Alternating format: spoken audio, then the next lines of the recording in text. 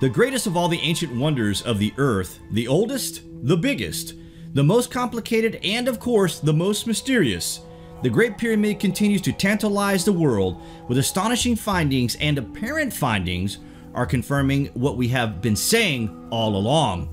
It can focus energy, even in its ruined state that we see it in today. The sheer majesty and brilliance that once was offers a glimpse of the golden era of this region.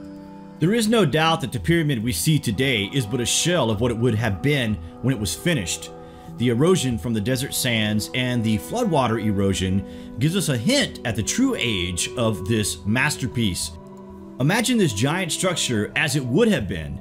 The outside was no doubt much more majestic than what we see today. This thing, and we say thing because we don't know exactly what it is literally beyond belief.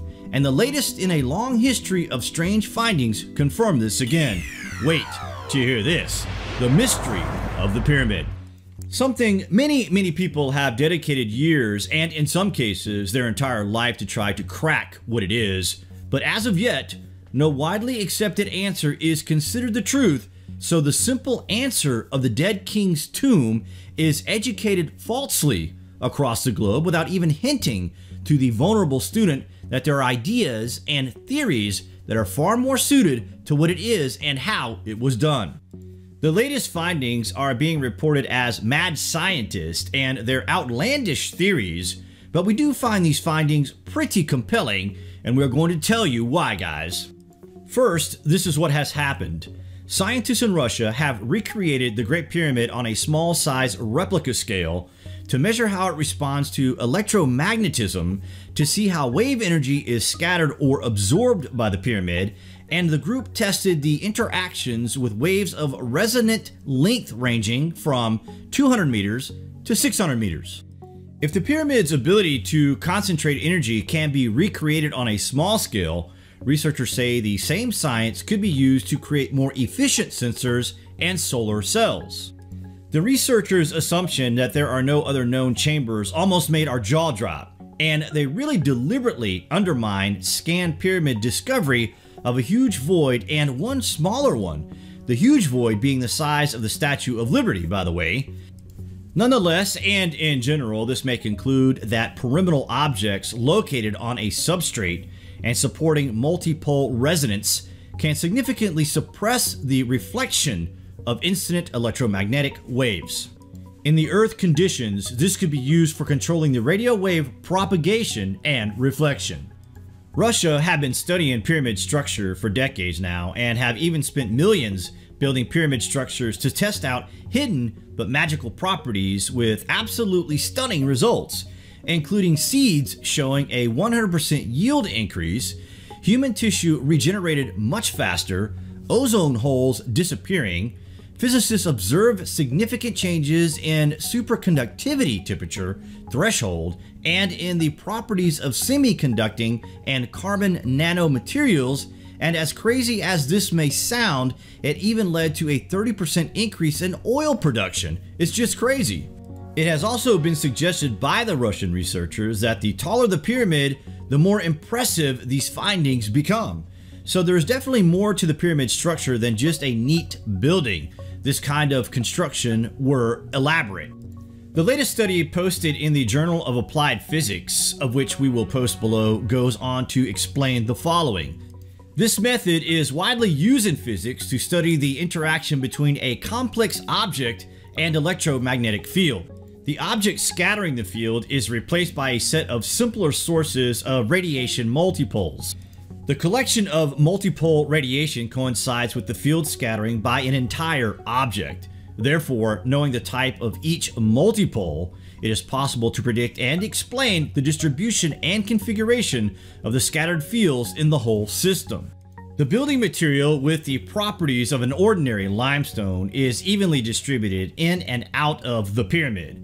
With these assumptions made, we obtain interesting results that can find important practical applications. So to sum up, electromagnetic energy, which includes radio waves, microwaves, and visible light, basically occurs due to synchronized oscillations of electronic and magnetic fields. The radiation propagates through space and time and is available all around us. but it in the form of sunlight or the waves used by home radios and Wi-Fi to transmit data. Calculations show that in the resonant state, the pyramid can concentrate electromagnetic energy in the pyramid's internal chambers as well as under its base. Basically, it could help researchers develop sensor and solar cells based on the pyramid's shape using nanoparticles for future technologies.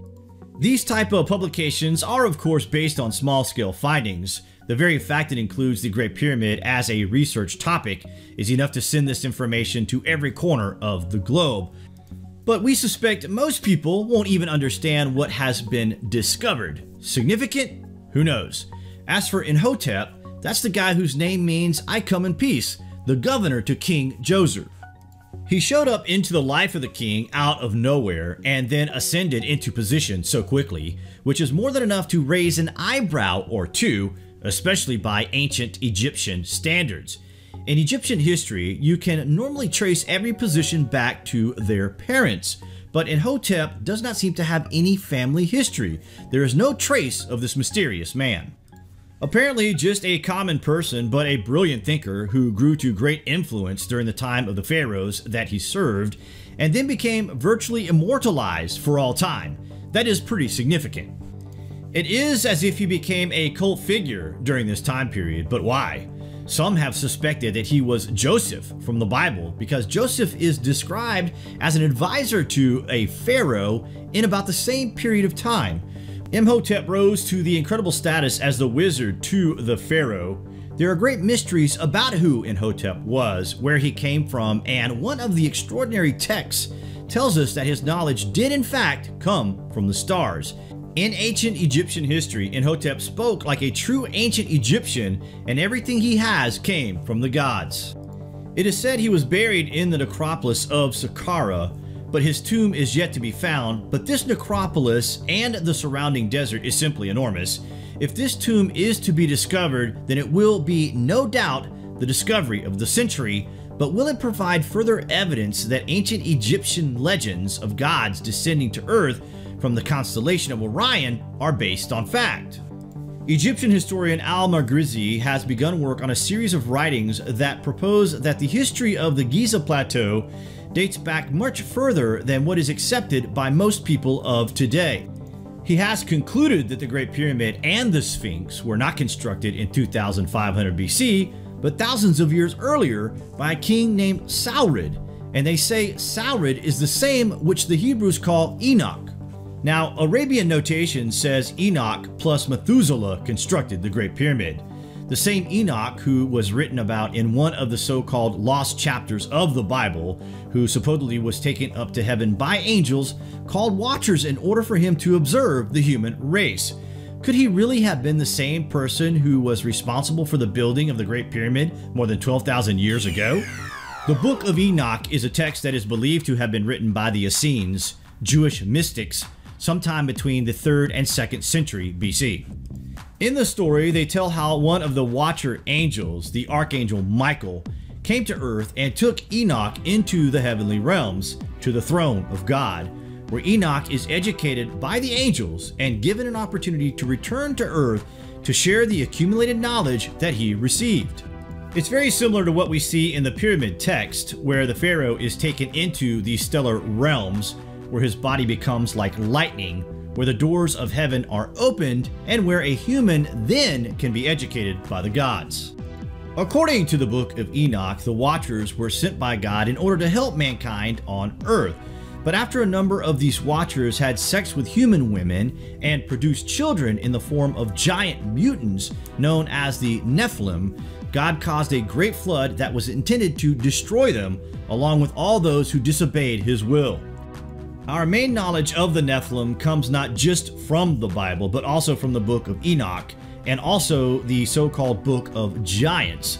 The Book of Giants says that they were destroyed in a cataclysm that not only involved a deluge, but also fire that came out of the sky. And we can connect this story with what we call the Younger Dryas Comet impact event that took place around 10,800 BC that is known to have had a massive effect upon the northern hemisphere at this time.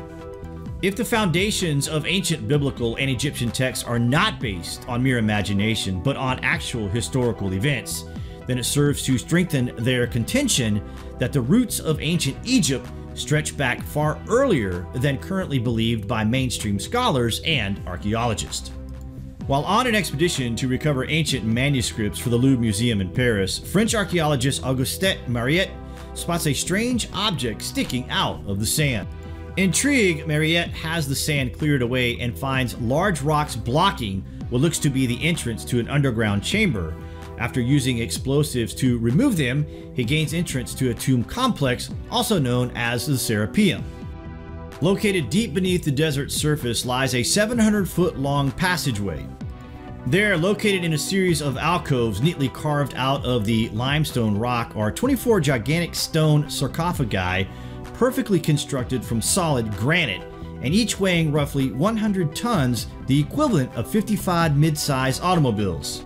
The boxes themselves are 80 tons, and then the lids are estimated to be 25 tons. One of the most mysterious things about this place is really how they managed to bring these heavy structures all the way down when breathing is intense today with the aid of pumped airflow.